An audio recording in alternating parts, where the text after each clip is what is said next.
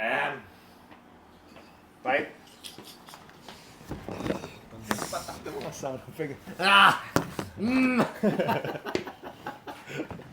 Gusto mo yan? Give me my cellphone. Sa tuwing mag-ano tayo, bawal ka na mag-cellphone. Saka na. Okay. Okay. First on the list. Asan yun? Ayun. Okay. First important topic for today sa world ng basketball. Panalo yung upunan mo. Ikaw, wala ka na. Burakay ka, boy. Burakay na. Alam mo bakit kayo natalo ang Magnolia? Binigyan nyo ng motivation yung rain or shine. Yun nga sabi ni Coach Yeng at ni Norwood. Oh, Yung sabi mga ni players niya. si Gabe daw, ang speech ni Gabe sa dugout. Wag natin. Hindi, ginamit nila yung motivation na sila yung pinili. Di ba? So, ikaw, halimbawa, nasa rain or shine ka. Bago natin talakayin yung pagkapanalo ng Ginebra. Hindi kasi ina. Excuse me. Ganyan po kami, bara-bara. Kung ikaw nasa situation ni rain or shine, tapos ikaw ang pinili, Ano? anong maramdaman mo as a player? Doon sa sinabi ni Gabe Norwood, saka ni Coach Yeng. One thing, alam mo yung saying na be careful what you wish for. Oh. Di ba? Because you might just get it. Di ba? Oh. So, parang sinasabi ng na mahina yung rain or shine.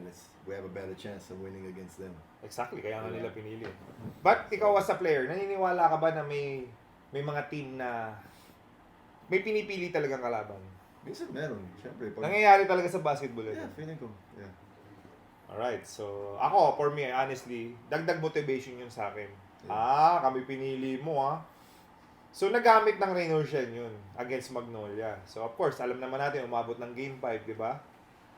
Ikaw, galing kang Magnolia. Oo. Sabi daw nung pinili daw ng Magnolia, yung rain or shine. Ikaw as a player, naniniwala ka ba na nangyayari talaga na pumipili yung basketball? Nangyayari. Sa dami ng nilaro ko din, tapos hindi nang sabi ng Magnolia nga na nung kalaban nila yung Converge, nagpatalo daw sila doon para ang mga kalaban nila is rain or shine. So, parang sinabi Sinabi sila talaga nila yun? Yun ang sabi, yun ang nababasa ko. Wala akong nakausap na players o coaches sa Magnolia, pero yung lumalabas ng mga article, isadya daw nagpatalo ang Magnolia sa Converge no kalaban nila para ang mga kalaban nila is rain or shine. So again, speculation lang yan. Oo, yun ang nababasa ko lang sa mga article ng about sa Hindi PBA. naman sasabihin. Wala man mag-admit nung patalo sila. Oo. Yeah, but Pero yun ang sabi. Kaya, bakit yun din ang nilabas ni Coach Yeng Giao, ni Gabe Norwood, di ba? speculation din nila yun. Yun nga, at least, di ba? Ina-assume lang nila, but nagamit nga nilang Oo, motivation. So, ibig sabihin magaling si Coach Yeng. Galing Parang talaga. ginamit niya lang yun para Mental. motivate Oo. yung players niya. Mental, no? Okay, punta na tayo ngayon sa Ginebra versus Uy. San Miguel. Na-capture, nakaka-guess lang sa atin ni Joe Dibans. Joe played good. Kahapon, di ba? Ganda laro ni Oh, Joe. bago tayo pumunta sa laro ni Joe, congratulations, Game 1. Game 1 lang yan. There's no time to celebrate right now. We gotta stay focused. You know, right? Be mentally ready for next game kasi You know, right? yung San Miguel, mag-regroup yan. Si Coach George is a game of adjustments. So, pagdating sa series, you can just, game 1 is pinaka-importanting game. That is true. You have to win game 1. Pag nanalo ka ng game 1, your chances of winning the series tumataas. Pero, that's only one game. So, we can't celebrate. We got game 1, it's done and over. Focus na tayo sa game 2. Ako honestly, I'm on the side, di ba, ako nga mas pinili ko na mas mananalo yung San Miguel.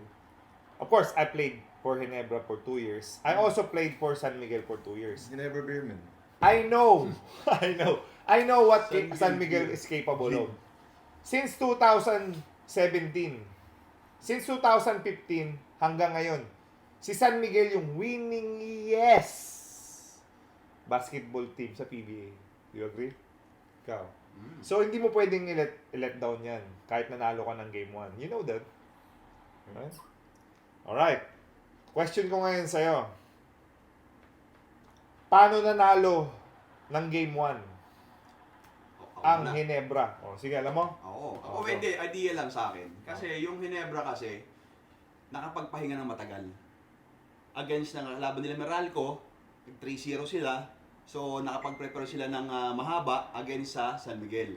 Fresh legs. Oh, kasi yung San Miguel naman kasi, is umabot sila ng game 5. Mas pagod. Mas pagod eh. Muntik pa nga sila noon eh. Medyo dikdikan yung laban nila ng Converse. Ganda rin ang laro ng ni Kabagi.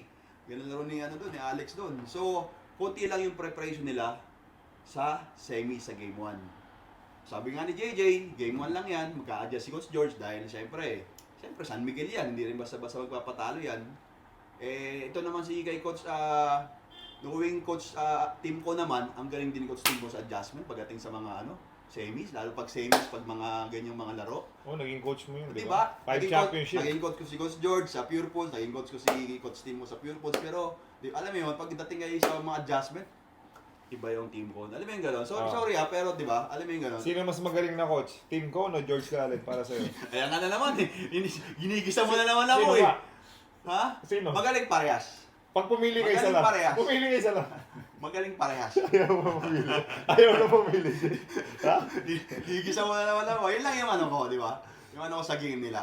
Na nakapag-prepare ng mahaba ang Ginebra dahil galing sila sa mahabang break. Actually, that can go both ways eh. Minsan pag sobrang mahaba yung pahinga, yes, you have time to prepare, pero yung rhythm mo nawawala. Yung game shape. Oo, yung ganyan. game shape, Oo. tapos yung timing. Oo. So it can go both ways. Minsan it's bad for a long break eh. Ako na-experience namin yun before. We had too long of a break. We came out flat. Yeah, kasi mawawala yung rhythm eh. Yeah. Yung momentum. Yeah. But ano pa, bukod sa, of course, nakapag-rest or ano yung sinabi ni Jerwin Gaco, ikaw, for your perspective, Ang ganda paano na- kayo nanalo ang Ginebra ng Game 1? Unang-una, na-contain kahit papaano si Junmar. And then, offensively, lahat gumagawa sa amin eh.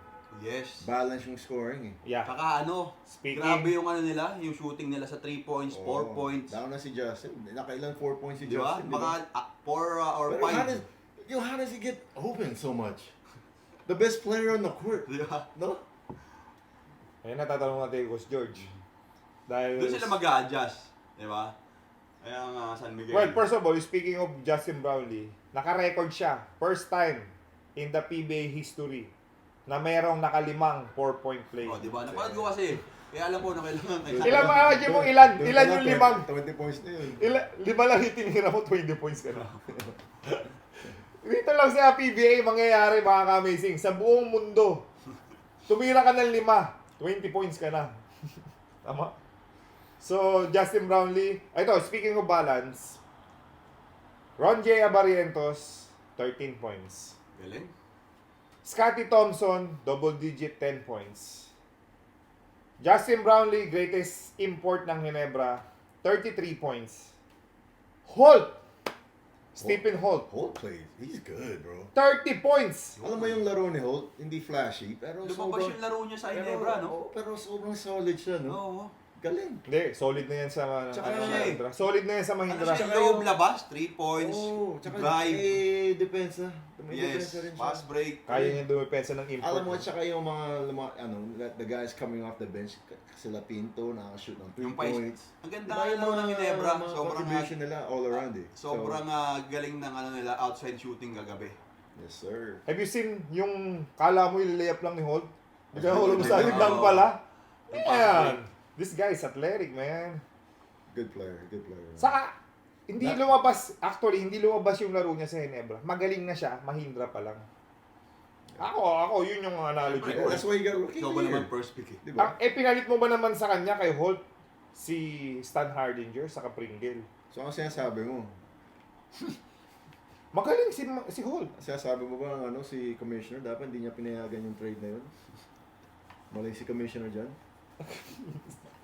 Ano sinasabi mo? Nahuli po ako. No. I think for me, Ang sinasabi mo lang siguro, yung dalawa kasi yung kapalit para sa kanya. Hindi. Diba? Hindi. Si Isaac go na injured. Sayang eh. Kaya nga dumating si Devans. But blessing in disguise pa nangyari. Joe played Nakita good. mo yung man. Sabi laro ni ni Joe Joe pa. kagabi? Si Ang Joe, ganda. congratulations sa Kinetic, saka sa... Siguro yung after ng game, pinahid niya yun. Ginamit niya. Okay na eh. Nagsabi sa akin si Joe hey man, this is perfect. 4 for 4 ata si Joe, no? Oo, galing. Solid minutes, gabi. Galing. 8 points. Meron- 12% plus 12 yung efficiency niya. Plus 12. So meron siyang si Joe Devans, mga ka-amazing. Of course, special shoutout sa Kinetic dahil ginamit niya po lahat ng materials ng Kinetic bago mag-game. 8 points, 2 assists, 1 rebound, 4 out of 4. Walang mintis. In 14 minutes. Plus 12 efficiency. Galing. Plus 12 pa siya. And see, yung mga ganyan, that's what wins you games, man. Joe is just a winner. You know, he makes winning plays. Diba? Saka ano na, talagang kabisado niya na yung system ni Coach Team talaga. Tapos si Justin Brownlee pa, yung 4-point shot niya, 5 out of 6. Grabe. Paano mo Alam mo tatalon? bakit? Ang layo kasi pag humihilap ang San Miguel, ang layo ng close out nila. Dapat nga, Yan ang tanong ko sa'yo. Di ba? Anong advice, hindi naman advice kasi alam naman ni Coach George yung ginagawa Oo. niya. Pero ano yung nakikita mo kailang gawin ng San Miguel para makabounce back Adjustment. sila sa game 2? well, for me honestly, i-contain nila si Brownlee. I-contain nila. Double team siya? Kasi not one guy is gonna be able to guard Brownlee. Kahit sino dun eh. Kahit import. Ito nga yung nabasa ko sa mga comment section ng mga ka-amazing natin nung ka-chat natin nung ka-guest natin si Devans. Sabi sa Hinebra, how will you stop Junmar? Ang sagot naman ng mga Hinebra, how will you stop Brownlee? So, it come both ways. Yeah. Ngayon, game 1, talo si San Miguel. Tinanong si Junmar ngayon. Tinanong si Junmar Pajardo ng commentator. Junmar, can we interview you? What can you say about losing game 1? Ang sagot ni Junmar, bukas na lang, wala akong gana sumagot sa inyo. Okay. Yeah. So, of course, pagod si Junmar. Siyempre. At hindi niya, ako, naging teammate ko si Junmar, alam ko ang capability ni Junmar bumounce back. Alright? Hindi siya 8 times MVP for nothing. Kaya siya 8 times MVP dahil kaya niyang bumounce back. For You agree? For sure. He's gonna be, syempre, feeling ko game 2, mas aggressive si Junmar. He's gonna, parang early pa lang sa game. Do-dominate agad. He's gonna be aggressive para makuha niya rhythm niya. Kasi ang galing ng game plan ng Ginebra eh. Iba-ibang looks binigay kay Junmar. Minsan dino-double, minsan hindi. Di ba? So, Team Cone, of course. Credit to Team Cone and the whole coaching staff. Andyan naman, hindi lang naman si Coach Tim yan eh. Andyan sila Coach Olsen, si Coach Richard De Rosario. kasi yung ano dyan bro, alam ng Ginebra, ang main guy is Junmar. So it's siyempre lahat ng focus nasa kanya. So it's nasa ibang players ng San Miguel yan for them to step up. Di ba? Sabi Kasi nga, katulad Max, nangyari oh, kay sa Ginebra pag balance eh. Pag ganyan, kunyari pag balance ang score ng San Miguel, hirap talunin ng San Miguel. Oo nga no, ayun din, yun din yung nasa idea ko eh. Balance yung scoring ng Ginebra. Even Joe, 8 points. Even yung mga second stringer, third stringer, Nakaka-shoot din. shoot. 6 Sa San Miguel, if makikita mo, nakarely lagi sila kay Junmar. Oh, yun. Ngayon, kung ako si Coach George, of course, I will balance it also. I-spread ko yung mga touches. Andyan si Marcio, andyan si Terence Romeo, even Cruz, di ba? Big Manuel, andyan Mautaw Tua. Dami silang players eh. Actually, ang star-studded niya, ang pinakamalakas na lineup on papers ay si San Miguel. Di ba? Do you agree with me? Yeah. How about you? yes. But, of It's course, a team full of all-stars. yan ang kaabang-abang natin, mga ka-amazing. Yung series na to. Dahil, agree ba tayong tatlo? Ikaw, sumagot ka rin, ha? If sino ang mananalo sa series na to, siya ang magcha-champion. Yeah, Ginebra will become champion for sure. If sino ang mananalo sa series na to. Ginebra. Hineba na daw agad. So, dahil nanalo ka na ng game 1, kumpiyansa ka na. Bago pang game 1. Oh, Beginning of the season pa lang, sinabi ko. dineclare mo na nga. Basta pag nandiyan si Justin, champion Ginebra. I'm never gonna count Ginebra out with Justin on the team.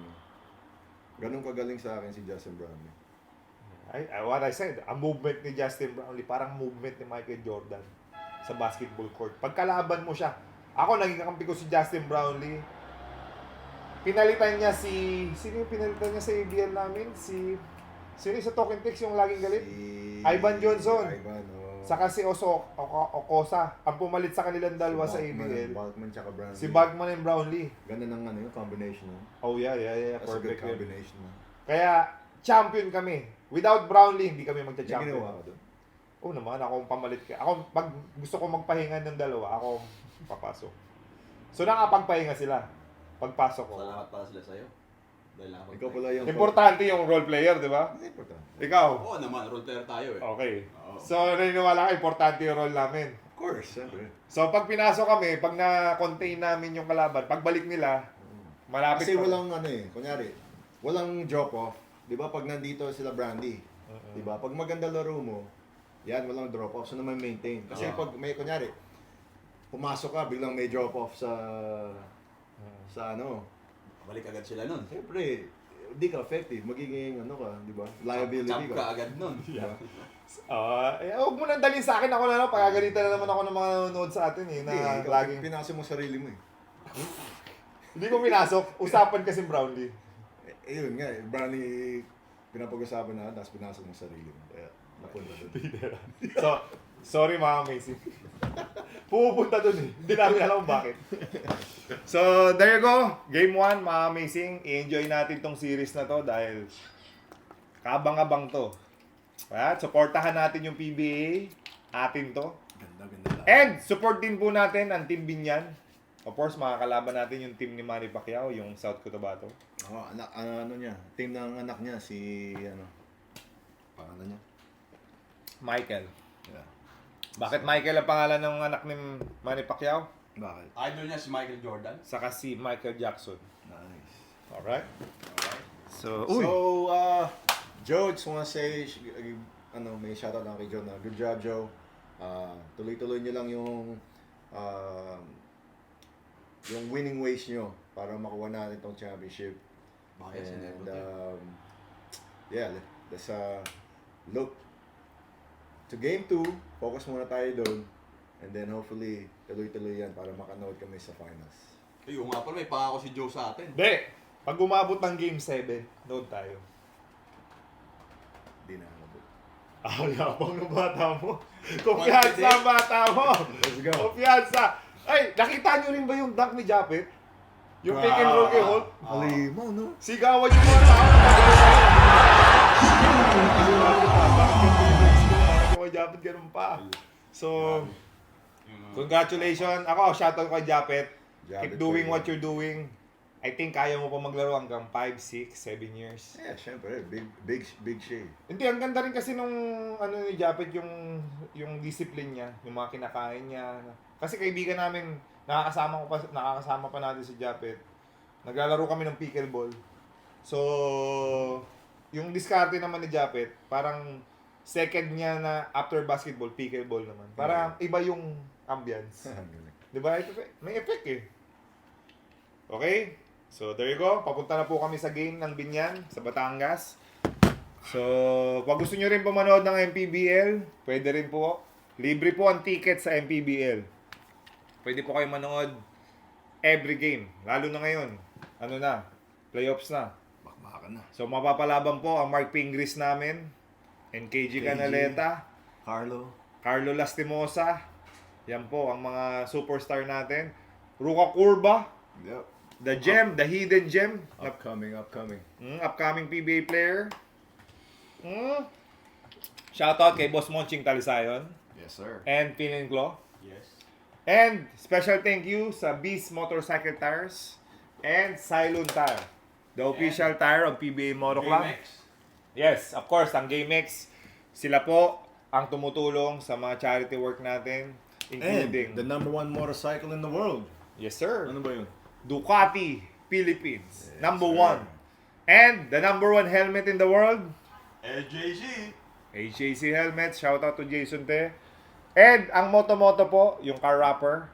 Pag gusto nyo po iparap yung kotse nyo, nandyan po si Moto, Car Innovation. Shout out kay Big Boy Cheng, Eurotex. Yes, Big Boy Cheng, Uratex, the number 1 foam mattress dito sa Pilipinas. Fortuny, nasabi mo na? Yes, ang Fortuny advertising, of course, kay Ma'am Janice. Shoutout po, Ma'am Janice. Sa Kinetic. And, yes, Kinetic, grabe, ang tulong mo kay Joe Devans. Di ba? Ruben. Kasi nung wala pang Kinetic, 2 points lang si Joe. Ah. Paggamit niya ng Kinetic, 8 points. Oh, paano na? Mukha si Joe, feeling ko makaka-best player isang beses yan sa buong series. Feeling ko lang makaka-best player yan. Okay na? Alright, so stay amazing kayo, mga amazing. Pag may comment po kayo, may gusto kayong i-topic namin, mag-comment lang kayo below. Dahil nababasa po namin lahat ng mga comments sa NSD. San Miguel Beerman, bawi! Coach George! Sabi mo kay Coach George. George! Sa inyo na lang ang game 2.